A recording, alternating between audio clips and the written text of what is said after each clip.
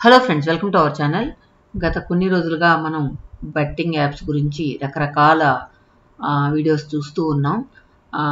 So అందరినీ బయట తీయడం, వాళ్ళకి నోటీసులు ఇవ్వడం, వాళ్ళని జైల్లో పెట్టడం, ఇలాంటివన్నీ కూడా మనం చూస్తూ ఉన్నాం.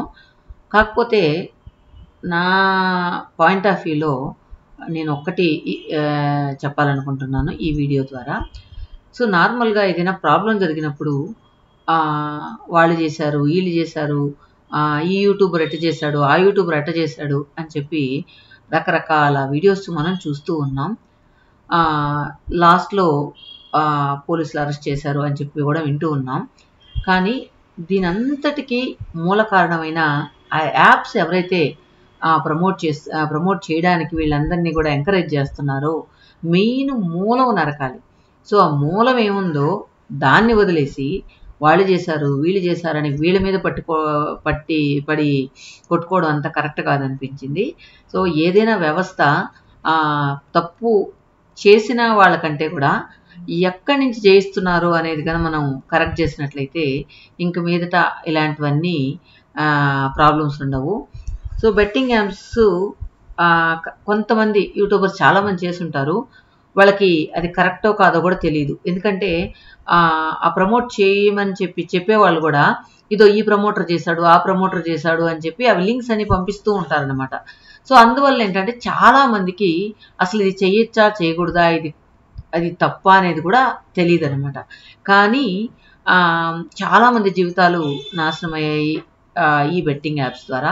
సో ఎవరైనా సరే చిన్న లాజిక్గా ఆలోచించినట్లయితే, ప్రతి సామాన్య మానవుడు కూడా ఒక చిన్న లాజిక్ ఆలోచించినట్లయితే కనుక ఇలాంటి అనర్థాలు అస్సలు జరగవు. ఏంటంటే ఈజీగా మనీ ఎందుకు వస్తుంది, ఒకటి మనం ఆలోచిద్దాం. అంత ఈజీగా మనీ వచ్చేటప్పుడు ఎవరు హార్డ్ వర్క్ చేయరు, ఇంకా బెట్టింగ్ యాప్ల మీదే కూర్చొని ఉంటారనమాట. కానీ ఒక్క రూపాయి సంపాదించాలంటే ప్రతి ఒక్కరు కూడా కష్టపడితేనే వస్తుంది.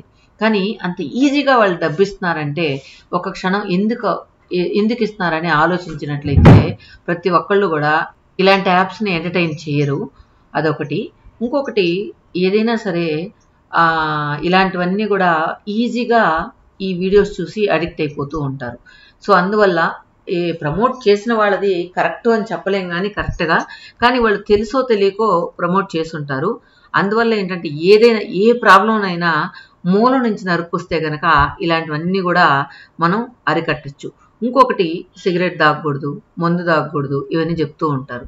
కానీ ఆ సిగరెట్ కంపెనీనే లేకుండా చేస్తే అందరి ఆరోగ్యాలు కూడా బాగుపడతాయి. అదేవిధంగా మందు ఎవరైతే మ్యానుఫ్యాక్చరింగ్ చేస్తున్నారో అక్కడి నుంచి కూడా అవాయిడ్ చేయొచ్చు.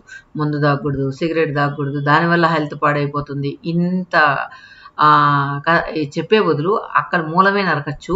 ఇంకొకటి, చాలామంది చెప్తూ ఉంటారు గవర్నమెంట్కి వాటి వల్లనే ఎక్కువ ట్యాక్సెస్ వస్తున్నాయని. ఇంతమంది ఆరోగ్యాలను పాడు చేసే ట్యాక్సులు అవసరమా? ఆ ట్యాక్సులతో వచ్చిన డబ్బులతో మనల్ని బాగు చేసే ప్రయత్నం అవసరమా అనిపిస్తూ ఉంటుంది. ఇంకొక చిన్న ఎగ్జాంపుల్, నార్మల్గా పల్లెల్లో కూడా ఇవి పెద్ద స్థాయిలో బెట్టింగ్ యాప్లు అంటుంటారు. పల్లెల్లో ఏంటంటే డబ్బులు కట్టండి, మీకు నెక్స్ట్ మంత్లో డబుల్ అవుద్ది అని చెప్తూ ఉంటారు. ఒక 2 years బ్యాక్ మా ఊర్లో జరిగిన ఒక చిన్న విషయం చెప్తాను. ఒకరు వచ్చి ఒక 10,000 కడితే నెక్స్ట్ మంత్కి 20,000 అవుతుంది, ఆ నెక్స్ట్ మంత్కి ఆ 20,000 కాస్త 40,000 అవుతుంది అని చెప్పి డబ్బులు చాలా మంది దగ్గర కట్టించుకున్నారు.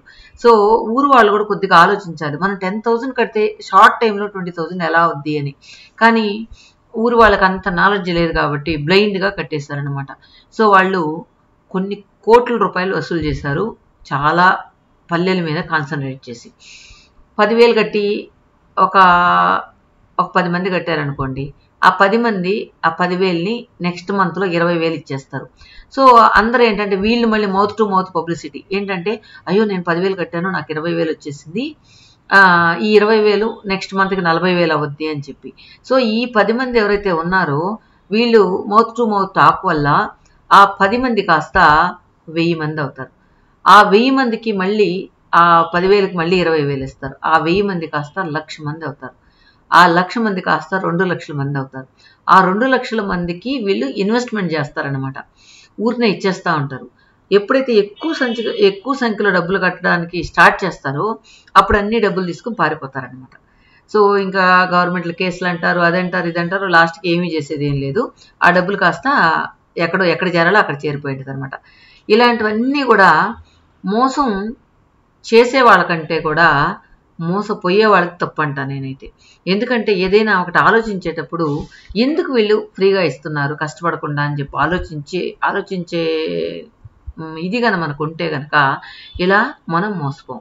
తర్వాత రీసెంట్గా ఇప్పుడు సైబర్ నేరగాళ్ళు అని చెప్పి మనకు ఇప్పుడు మనం ఏ ఫోన్ ఎవరికి ఫోన్ కాల్ చేసినా అది మనకు అప్రమత్తం చేస్తూ ఉన్నారు గవర్నమెంట్.